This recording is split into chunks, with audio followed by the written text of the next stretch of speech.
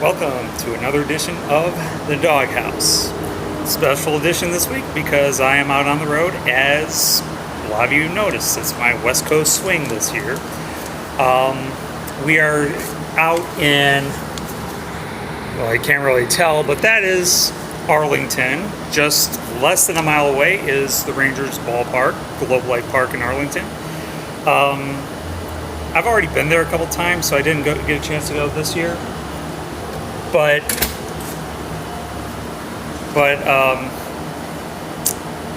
great ballpark. I love it. You know what they say, everything's bigger in Texas. And ballpark in Arlington, even back then, was huge for the retro park. The reason why they're doing it largely is because they need a dome over their stadium. That's pretty much it. It's a great place. I'm sad to see it go. Tonight, obviously, you can tell, I went to the Frisco Rough Riders game. You heard me vent a little bit about that on our chat tonight, about them pretty much invalidating my tickets along the first base side, first row, for State Farm deciding to buy out my seats and something like that, so I'm very unhappy with that. But we did get moved to an okay spot, and we were in the shade. My wife loved that part. And we were in front of the Frisco bullpen. Now, as you can tell, the shirt, one of their logos is that of the 26th President of our United States, Theodore Roosevelt, because he was a Rough Rider, which comes up to my minor league trivia question of the week. Last week, because nobody got it or nobody cared, judging by no responses, you didn't. The correct answer was, how many baseball teams are there, minor league baseball teams are there in Georgia? The correct answer was 2. The Rome Braves and the Gwinnett Strikers. Nobody got it.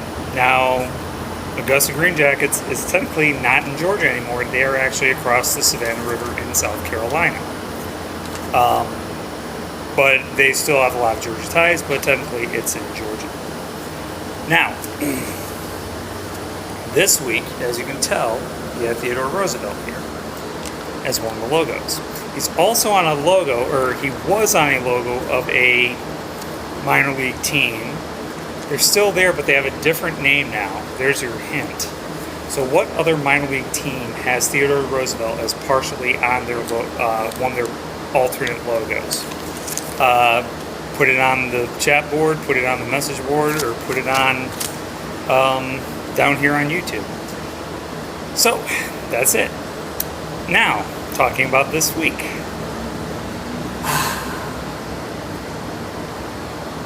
The curse is over.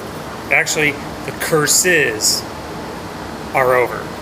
Shoot time, thrills, Bedell, you exactly know what I mean about curses. My streak ended big time this weekend. Thank God. And I'm not just talking about fantasy baseball. Yes, whoop thrills, I gotcha. You were slapping the tar out of me this past week, and you were doing everything right, but the weekend came and you just imploded on yourself. My offense continued to rake, much to Bedell's dismay, but pulled it off. 5-4, back atop the Gainesville division. So quite pleased with myself tonight, and I'll give myself the Barry Horowitz pat on the back. Yes, Big Ant, Barry Horowitz. Anyway, so this week, speaking of curses, I decided to think of teams that in professional sports in this country are the most cursed, well, actually in this continent, that are the most cursed around. So, it's a list of Savdog. Top 5 list of Savdog, as brought to you by Days Inn. That's where I'm staying tonight. Number 5 is any Canadian hockey team since 1993. Quebec Nordiques moved. Winnipeg Jets moved originally. We know what happened to that part. Nordiques move, Colorado Avalanche comes in, they win a cup right after they move. Montreal hasn't won one since 93. Toronto hasn't won one in 52 years. Winnipeg choked this year. Vancouver choked in 2011. Calgary choked in 2004 when they should have beaten Tampa Bay. Edmonton choked in 2006 when they should have beaten Carolina, which was great to see two Southern teams beat two Canadian teams. Thank you, Hurricanes. Thank you, Lightning. So, you did well. And of course, Ottawa laid some goose eggs over the years back in 07 to Anaheim. Damn Ducks. And they choked to Pittsburgh a couple years ago in the Eastern Conference Finals. So, Ottawa's now off the hook. And of course, well, that's all. So, haha, Canada, you're cursed since 93. But because it's since 93, there are 4 other teams that have fallen worse than the rest of you Canadian clowns. Number 4, Texas Rangers. Well, we're in Texas. Well, I'm in Texas. I don't know about the rest of you clowns, but I'm in Texas. The reason why I give it is it took them forever to win a division series until about 2010. Then they go to World Series in 2010, lose to San Francisco. Then 2011, obliterated my Tigers in the ALCS. I thought they had it. And they go up against kind of a weak St. Louis squad. At least I thought they were. Go up 3-2. One more out. Bottom of the 9th. Game 6, and they couldn't do it because, for whatever reason, they thought to keep Nelson Cruz out in right field. I love Nelson Cruz as a hitter, but my God, why is he out in the outfield trying to catch a fly ball? Anyway, but that was pretty bad.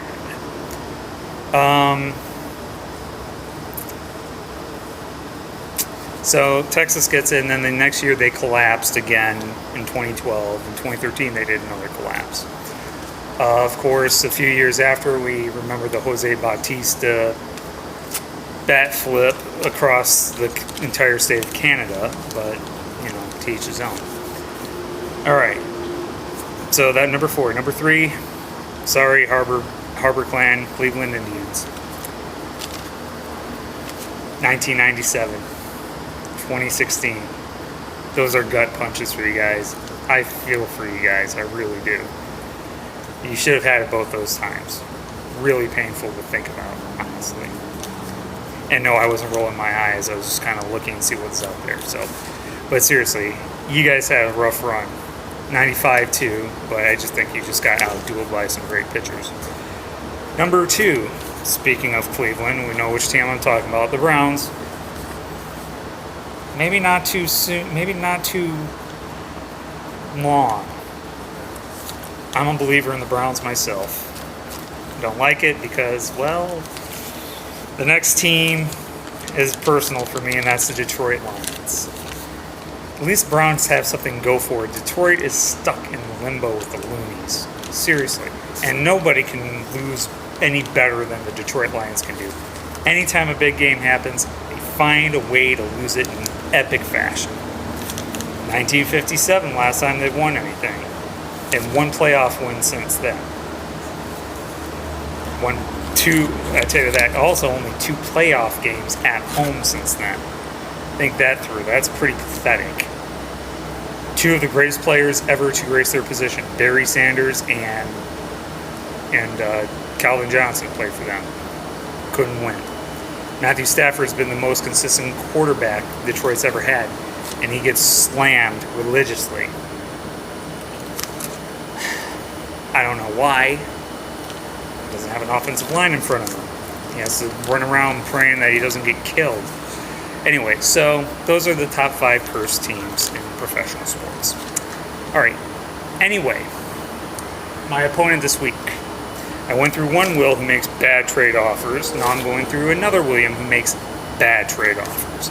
And sorry, I'm not going to accept any trade offers this week from you, Billy, because you and I are playing. It's going to be a new story this week for me, okay? Now, you keep asking me about that one guy. I haven't ignored your response, but I'm telling you, okay? Putting out Donaldson and Archer every time it's going to be the same old story for you. All right? You're not going to get that guy. Okay? Come up with a new story if you want him. And even then, I'll have to consider it because there's no way I'm going to let go of that dude. So, and it's not going to happen this week. I am not going to face off against you trading one of my better players to you. That's just not going to happen. This is a different story this year for the Sav Dog. This is the year of the Sav Dog. I told everybody before, I'm saying it again. It is the year of the Sav Dog. I promise you on that. And I showed it this past week.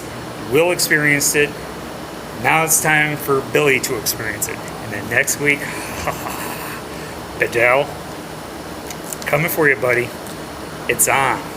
But right now, I'm focusing on Billy Baseball and his obsession with Josh Donaldson, Chris Archer, Billy Hamilton, whatever Cub he has, yada, yada, yada.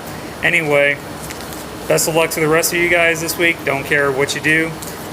Billy, no trade offers. I won't accept it, even if you decide to change your story around a little bit. Sav Dog out.